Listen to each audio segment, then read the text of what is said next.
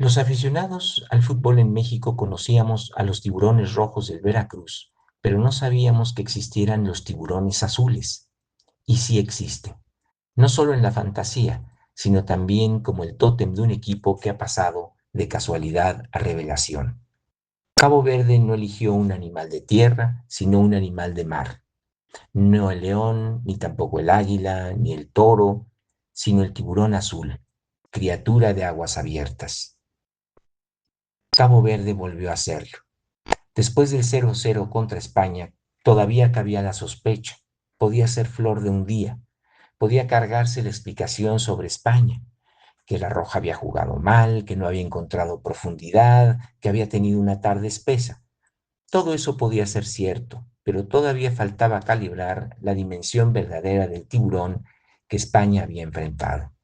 Ahora, después del 2-2 contra Uruguay, la lectura cambia. Cabo Verde no empató con España porque España simplemente hubiera fallado. Cabo Verde empató con España porque Cabo Verde sabe competir y ahora empató con Uruguay porque también sabe jugar. Esa es la diferencia fundamental entre sus dos grandes partidos. Contra España, los tiburones azules enseñaron que podían defender cerrando espacios, incomodando, anulando y resistiendo sin ensuciar. Dejaron en cero a una de las grandes candidatas del torneo y lo hicieron con una limpieza asombrosa. Contra Uruguay, en cambio, enseñaron otra cosa, que también pueden atacar, correr, sostener un ida y vuelta, buscar el arco rival y no conformarse solamente con sobrevivir al partido. Cabo Verde no es solo una selección que resiste, Cabo Verde juega. El partido contra Uruguay fue extraordinario precisamente porque no asumió su papel de víctima propiciatoria. Cabo Verde empezó ganando, luego empató Uruguay y se puso después arriba en el marcador. Durante un tramo del segundo tiempo, todo parecía encaminarse a una victoria charrúa, quizá incluso hacia una ampliación del resultado. La lógica histórica parecía volver a su cauce. Uruguay, país pequeño, con memoria gigantesca, imponiendo su linaje sobre el debutante atlántico. Pero Cabo Verde no aceptó ese destino. Nunca dejó de correr, nunca dejó de pelear, ni de buscar el arco rival.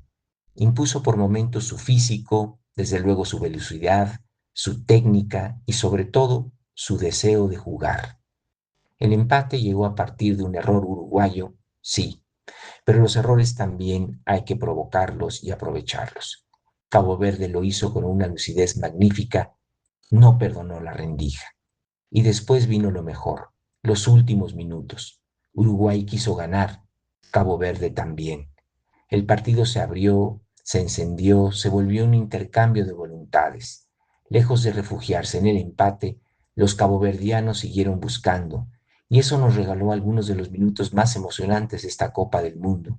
Un histórico obligado a ganar y un debutante que no parecía satisfecho con haber sobrevivido.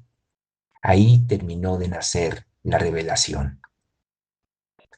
Probablemente Cabo Verde no vaya a ganar el Mundial, pero ya podemos decir que es una de las grandes sorpresas, quizá la gran sorpresa de esta Copa del Mundo, no solo por los resultados, sino por la manera en la que los ha conseguido.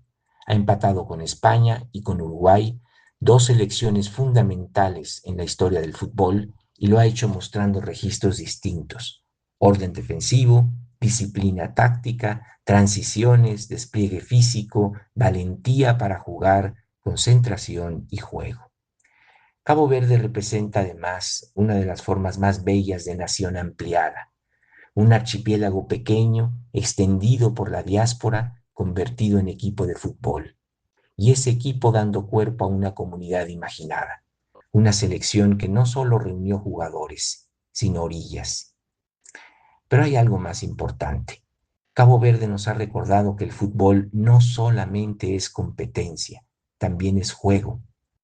Eduardo Galeano nos recuerda que la historia del fútbol es un triste viaje del placer al deber. A medida que el deporte se ha hecho industria, se ha ido olvidando de la belleza que nace de jugar porque sí. Cuando el fútbol se vuelve industria, se prohíbe la osadía. Los tiburones azules juegan a mar abierto por el puro goce del cuerpo que se lanza a la prohibida aventura de la libertad. Juega con una alegría que no es ingenuidad. Juega con disciplina, pero sin renunciar al placer. Los vemos jugar con táctica, pero sin olvidar la pelota. Juega con el cuerpo, con la velocidad, con la fe y con una especie de ligereza profunda, la ligereza de quien sabe que ya ha ganado algo por estar ahí, pero no se conforma con estar. Eso vuelve tan importante su presencia en este mundial. Los tiburones azules no han venido solo a defender la dignidad del pequeño, han venido a ensanchar la idea misma del mundial. Han venido a demostrar que el debutante puede mirar de frente al histórico, que el archipiélago puede incomodar a la península y al Río de la Plata, que un país pequeño puede jugar como si el mapa no le impusiera límites. Uruguay no perdió, pero volvió a quedar en deuda. Cabo Verde no ganó, pero volvió a agrandar su historia. Y quizá esa sea la frase más justa. Cabo Verde no gana todavía partidos, pero ya está ganando memoria. El Mundial 2026 ya tiene una revelación. Se llama Cabo Verde. Uruguay es un país pequeño que ha sabido convertir, sobre todo a través del fútbol, su pequeñez en grandeza histórica. Cabo Verde apenas está empezando a convertir su pequeñez en presencia mundial. Hoy, mis queridas amigas y queridos amigos, hemos aprendido algo. Los tiburones azules existen y juegan fútbol a mar abierto.